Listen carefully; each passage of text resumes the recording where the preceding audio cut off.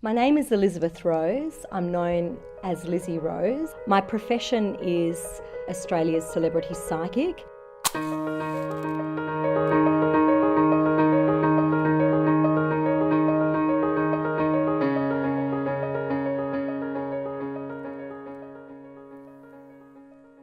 I was in Mount Gambier as a child. I was raised on a farm a fair bit, and I started reading The Neighbours and the farmers' wives, and I remember from the age of 9 they'd bring in baskets of fruit and goats and things. It was a little bit like 13th century. It's ridiculous, but we had animals, and because my mother was so religious, we wouldn't take money, so they'd bring over baskets of food and cakes and breads, and just see if I can have 15 minutes with your daughter.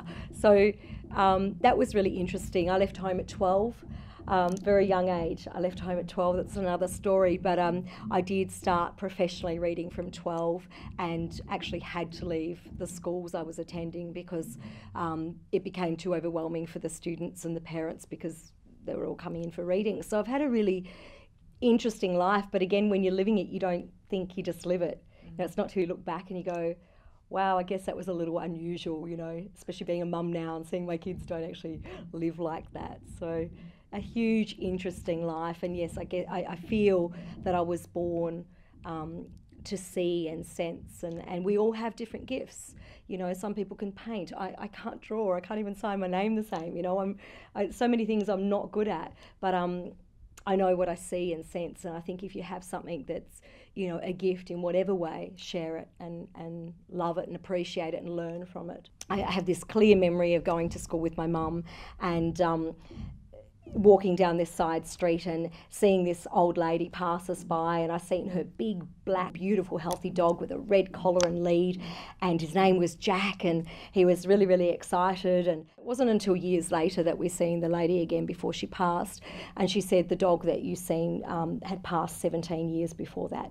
The common methods to predicting somebody's future for me, and there are many different ways that one can do readings, but for me it would be a psychic reading, including divinatory tools. So psychic readings for myself can simply be with the querent or the questionnaire and looking at them and giving them information.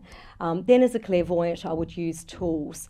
I work with 82 different divinatory tools, so everything from tarot to crystals to runes, rules and runes, jewellery, photographs. The list is quite, the I Ching, the list is quite endless. Tasseography, tea leaf reading, cartomancy, there's much. I believe with regards to being psychic, and the general population, if we look at all different countries and all different societies, that it's a part of our brain. It's literally our subconscious and our intuitive side of ourself, if you like, our gut feeling. A lot of guys particularly call it our gut feeling. Is inert within all of us. It's a part of us, even for atheists. I meet a lot of atheists, I bring them over and say, let's have a chat about things. Oh, I don't believe in anything. Well, did you have a gut feeling today? Did you feel, where did it come from, your gut, your heart or your head? So that to me is intuitiveness, and that is a sense that we all have, that we're all born with, because we all have that part of the brain. It's there, it's science that agrees now that it's there. I love a good skeptic. I think it's great because we're not, as a witch and as a high priestess of a coven, I teach my students to be open and respectful of all beliefs and all opinions. So skeptics and skepticism is healthy to me. So yes, there's been skeptics I've read since I was a baby. I'm 44 now. I started reading at 9 and professionally at 12.